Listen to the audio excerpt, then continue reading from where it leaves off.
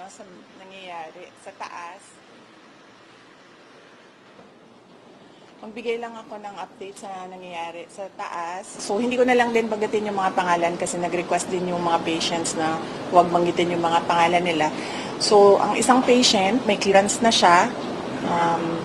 Ang decision niya is umuwi muna sa kaibigan niya. Natatakot siya umuwi sa sarili niyang bahay. So, ang decision niya, pag-discharge niya dito, ay pupunta siya sa kaibigan niya. Doon muna siya titira. And then yung isang patient, waiting siya for discharge. At ang sabi sa kanya ng private doctors niya ay lumipat siya ng hospital. So yun yung gagawin para sa kanya. Dahil po, bakit po?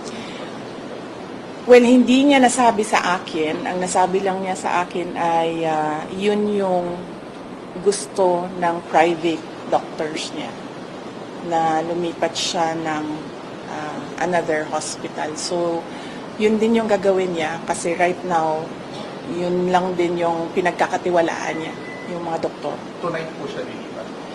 Nag-aantay siya ng kanyang discharge and clearance. Yung contempt order kay Atty. Zalaika Lopez, dapat po matatapos yung today. Ano pong balita? Na-extend po ba or hindi na nag-lapse na? Malamang siguro wala na yon kasi nag-aantay na lang yung lawyer dito sa taas ng clearance from all the offices concerned. So, likely baka considered as nag-lapse na yon. But ang gusto lang talaga ng lawyer is merong document na nagsasabi na cleared na siya. If we may immediate reaction sa nabanggit po ni President Marcos. Ang sinabi niya, ma'am, confirm niya po yung pumalit na text message na nakalagay na in the larger scheme of things, Sara is an unimportant, so please do not file impeachment complaints, whether immediate or Yes, oo. Hindi naman ako mag-comment sa mga remarks ni President Marcos.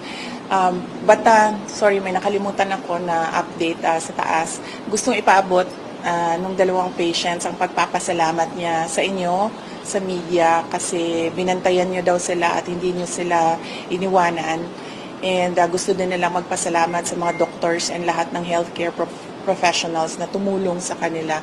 And of course, sa mga lawyers din na nag-assist sa kanila all throughout the crisis.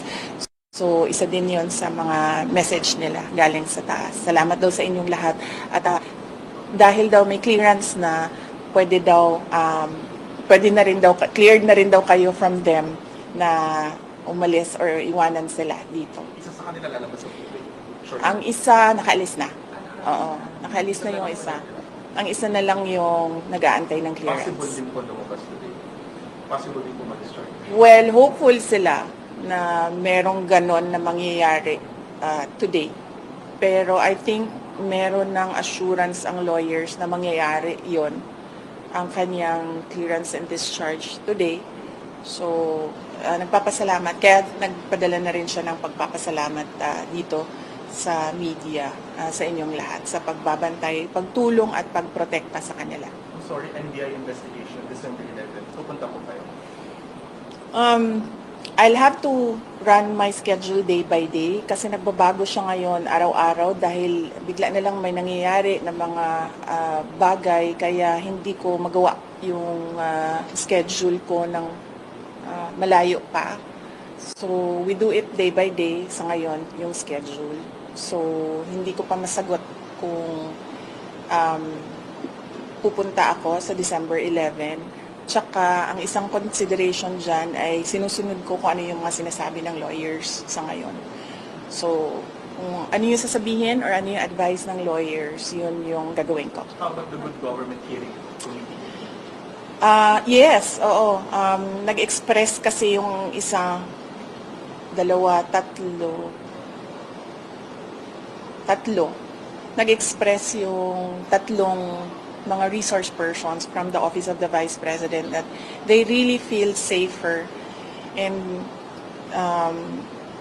medyo kumakalma sila kung nandiyan ako.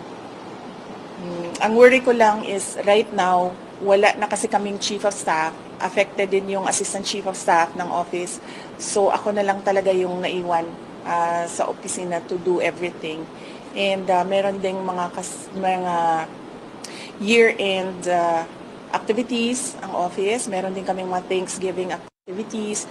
Meron kaming budget utilization review dahil merong mga budget na kapag hindi nagamit, naglalapse yan by December 31, as well as yung planning for January 1 kasi bago na yung budget by January 1.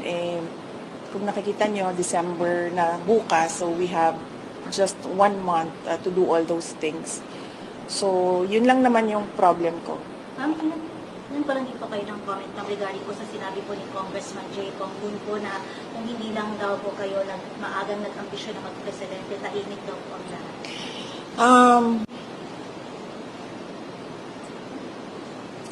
Unang-una, the presidency of 2022 was mine already. Nanalo na ako sa surveys, lahat ng tao solid na, united na for my candidacy.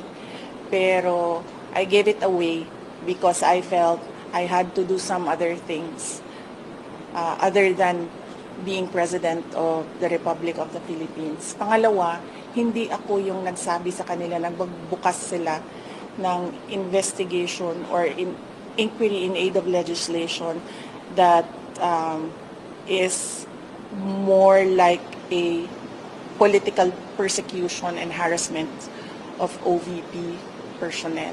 So, wag nila akong i-gaslight into saying na ako ang dahilan ng kaguluhan na ito. Ang kaguluhan na ito ay nagsimula sa sa terrorism nila, sa harassment nila, sa threats nila sa mga personnel ng Office of the Vice President. Ma'am, clarification lang po, nag-resign na po ba si Attorney Rosalie? Hindi pa siya nag-resign, pero nagsabi siya na mag-i-indefinite leave na siya.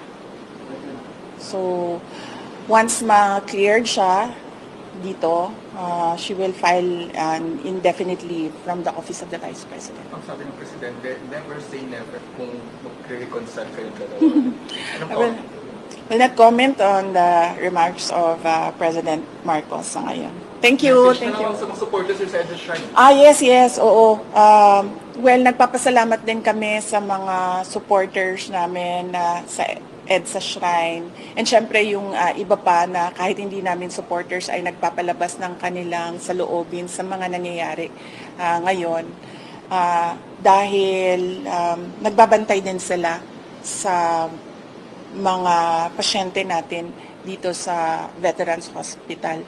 And nagpapasalamat din kami sa mga tao na nasa labas ng Veterans Hospital na nagbantay din sa mga pasyente. Malaking tulong yon sa akin, yung media, yung mga tao na nagbabantay. Si Senator Bato de la Rosa na hindi talaga niya iniwanan yung mga pasyente. Si Senator Bongo na nag-substitute sa akin dito. Ang laking tulong nun lahat, ninyong lahat sa akin dahil nakakagalaw ako, nagagawa ko pa rin yung mga iba kong kailangan gawin na mga trabaho. Ma'am, tama Thank na po you. ba? Ma'am, nag-usap na po ba kayo ni Claire Arvila? Thank you, ma'am.